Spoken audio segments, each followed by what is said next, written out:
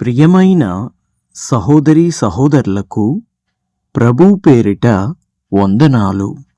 మీకు మీ కుటుంబానికి యేసుక్రీస్తు యొద్ద నుండి దీవెనలు ఆశీర్వాదములు మెండుగా కలుగునుగాక.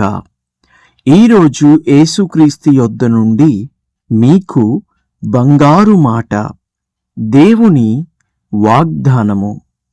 లూకాసు వార్త 1వ అధ్యాయము 69వ వచనము.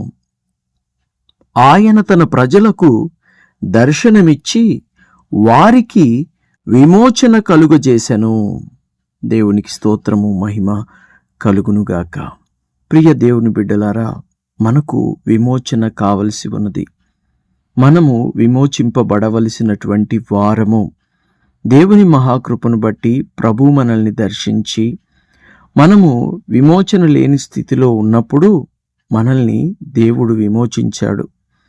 రోగంలో ఉన్నప్పుడు స్వస్థపరిచాడు. ఒంటరితనంతో ఉన్నప్పుడు బలపరిచాడు, తోడు నడిచాడు. కరువులో ఉన్నప్పుడు సమృద్ధినిచ్చాడు. కష్టాల్లో ఉన్నప్పుడు మన తోడై ఉన్నాడు. బాధల్లో మన తోడై ఉన్నాడు. ఏనాడు కూడా ఆయన మనల్ని విడువలేదు, ఎడబాయలేదు. అయితే ఇంకా ఇటువంటి పరిస్థితుల్లో అనేక మంది ఉంటూ ఉన్నారు. బలహీనమైన స్థితిలో, దిగులుతో, చింతతో, ఒంటరితనముతో, కృంగుబాటుతో, బాధతో, భయముతో జీవిస్తున్నవారు ఎంతోమంది ఉన్నారు. నీ సమస్య, నీ కష్టము ఎందు నిమిత్తమైనా, ఎందుకొరకైనా ఒక్కసారి ప్రభు వైపు నువ్వు చూడు. ప్రభువుకు ఒక్కసారి ప్రార్థన చెయ్యి. ప్రభువుకు ఒక్కసారి వేడుకొని చూడు. ప్రభువుని వేడుకొని చూడు.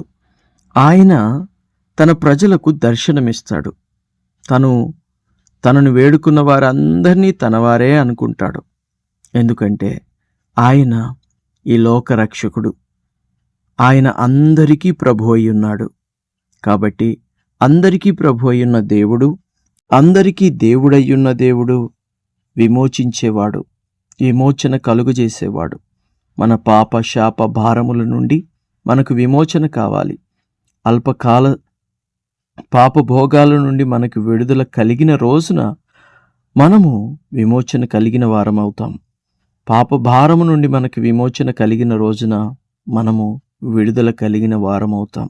దేవుని ప్రియ బిడ్డలారా, విమోచన కొరకు కనిపెట్టుకోండి. ఆయనను పిలవండి, ఆయనను ఆహ్వానించండి, ఆయన్ని వేడుకోండి.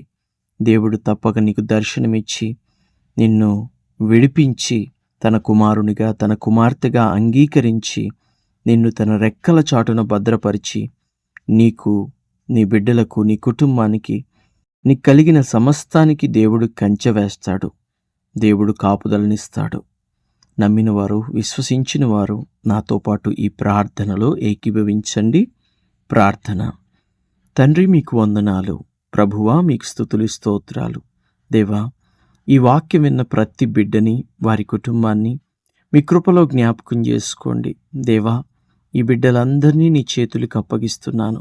ఈ వాక్యం వింటూ నమ్మకం ఉంచుతున్నారు, విశ్వాసం ఉంచుతున్నారు. తండ్రి, ధైర్యము కోల్పోయిన వారు, బలహీనతలో ఉన్నవారు ఎంతోమంది ఉన్నారు ప్రభువా.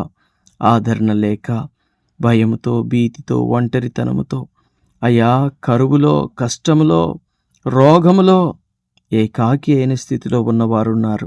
తండ్రి, విమోచిస్తానంటున్నావు కదా, అనేక మందిని విమోచించావు కదా. ఈ కష్టాల్లో ఉన్నటువంటి వారిని కూడా విమోచించండి అయ్యా. శ్రమల్లో ఉన్నటువంటి వారిని విమోచించండి. దేవా, మాకు తెలియకుండానే ఒకవేళ మేము విమోచన కావలసినటువంటి పరిస్థితుల్లో ఉన్నామేమో, అది మాకు తెలవట్లేదేమో. తండ్రి, మాకు తెలియచెప్పి మా హృదయాన్ని సరిచేసి మా జీవితాలను చక్కబెట్టి తండ్రి, నీ కృపకు మమ్మల్ని పాత్రులనుగా ఎంచి, దీనులము, దరిద్రులము, అయోగ్యులము అని మీరు గుర్తించి, దేవా, నీ కృప మా మీద సమృద్ధిగా కుమ్మరించి మమ్మల్ని బలపరచండి తండ్రి. విమోచన కలుగజేసి నీ రెక్కల క్రిందన దాచి భద్రపరచుమని యేసుక్రీస్తు శ్రేష్టమైన నామములో ప్రార్థన చేయుచున్నాము తండ్రి. Amen, amen, amen.